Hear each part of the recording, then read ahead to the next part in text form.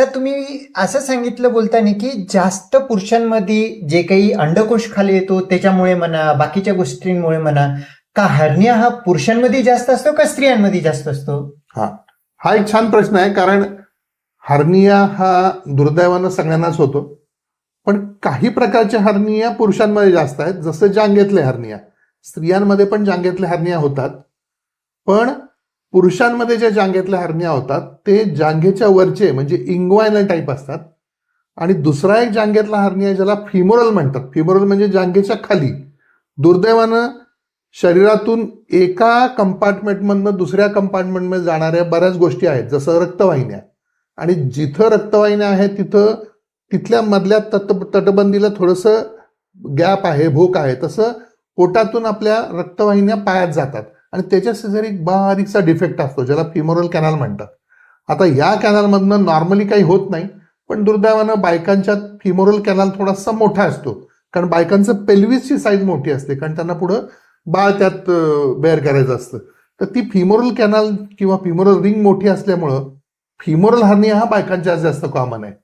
आणि इंग्वायनल हर्निया पुरुषांच्या बाबतीत टेस्टिस खाली गेल्यामुळं तो मार्ग बऱ्यापैकी मोठा झालेला असतो, तेव्हा पुरुषांच्या जांघेच्या वरचा इंग्वायनल हर्निया जास्त कॉमन आहे. ओके ओके सर, जसं तुम्ही सांगितलं गरोदरपणाच्या नंतर स्त्रियांमध्ये हर्निया होतात, का प्रत्येक गरोदरपणाच्या नंतर हर्निया होतोच का? आणि जर होत नसेल किंवा दुसरं असेल तर काय नेमकं कारण असतो त्यामुळे त्यांच्यामध्ये हर्नियाचे कॉमन आपण बघण्यात येतो? अच्छा, हा थोडासा कॉम्प्लेक्स प्रश्न आहे, कारण गरोदरपणानंतर प्रत्येकालाच होईल का? अर्थातच नाही.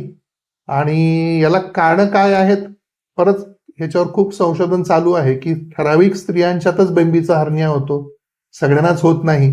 किंवा वेटलिफ्टिंग खूप लोक करतात, अगदी ऑलिम्पिक्स लेवलला पण लोक करतात, प्रत्येकालाच हर्निया होत नाही. तेव्हा मगाशी मी म्हटलं तसं कुठंतरी इंटरनल फोर्सेस आणि बाहेर यांचा समतोल बिघडलं की असं होतं. पण गरोदरपणात हर्निया जर नाभी वीक असेल तर होतो, पण याशिवाय अजून एक महत्वाचा आजार होतो ज्याला आपण डायस्टॅसिस किंवा डायव्हॅरिकेशन म्हणतो.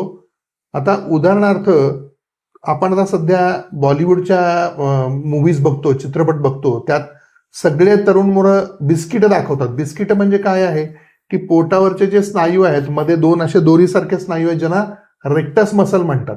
हे रेक्टस मसल एकमेकाला मध्ये म्हणजे उजव्या बाजूचा रेक्टस मसल आणि डाव्या बाजूचा एकमेकाला चिकटले असतात. जेव्हा गरोदरपणानंतर खूप ताण पडला किंवा गरोदरपणाच्या आधी आणि नंतर व्यायाम नाही केला किंवा कधी कधी नॅचरली त्यांचं विकनेस असेल तर हे दोन्ही स्नायू बाजूला जातात आणि याला डायस्टेसिस म्हणतात. अशा स्त्रिया नेहमी माझ्याकडे किंवा आमच्यासारख्या डॉक्टरांच्याकडे काय येतात की मला अजून माझ्या मैत्रिणी म्हणतात की तू गरोदर आहेस का? कारण दे लुक एटर्नली प्रेग्नंट. त्या नेहमीच गरोदर असं वाटतात का? कारण दोन्ही स्नायू बाजूला गेले त्यामुळे पोट बाहेर येतं. त्यामुळे गरोदरपणात होणारे हर्निया बरोबर हा एक महत्वाचा विषय आहे. पण प्रत्येकालाच गरोदरपणात हर्निया होईल का, तर याच्यावर अजून आपल्याला सायंटिफिक पुरावा नाहीये, हो म्हणाला किंवा नाही म्हणाला. धन्यवाद. एकदम बरोबर आहे सर. मी साधारणतः असं सांगतो, एखादा कपडा आहे, तो कपडा आणून आपण घालायला चालू केला, जर का दोघांनी सेम कपडा घातला, एखादा कॉटनचा घातला आणि जीन्सचा घातला, बाय डिफॉल्ट कॉटनचा कपडा वापरल्यासारखा खराब होऊ शकतो. जे देवानी जे कव्हरिंग म्हणून आपल्याला दिलेले आहे, स्नायू दिलेले आहे, त्याची रचना, त्याची स्ट्रेंथ काय दिलेले आहे, प्रत्येकाला त्यांनी पॅक करून पाठवलेले आहे, आपल्याला माहिती नाही.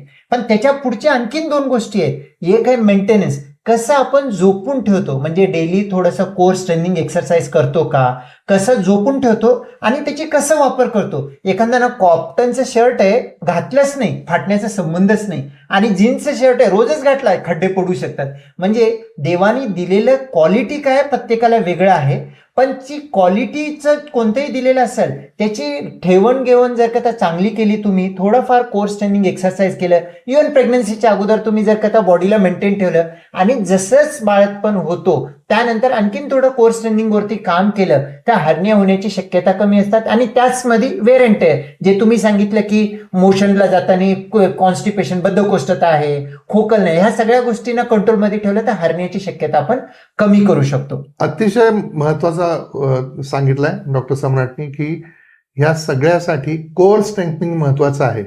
आणि दुर्दैवानं आता काय झालंय की आपल्या लहान मुली किंवा मुलं सुद्धा मैदानी खेळ खेळण्यापेक्षा सध्या मोबाईलमध्ये गुंतून आहेत.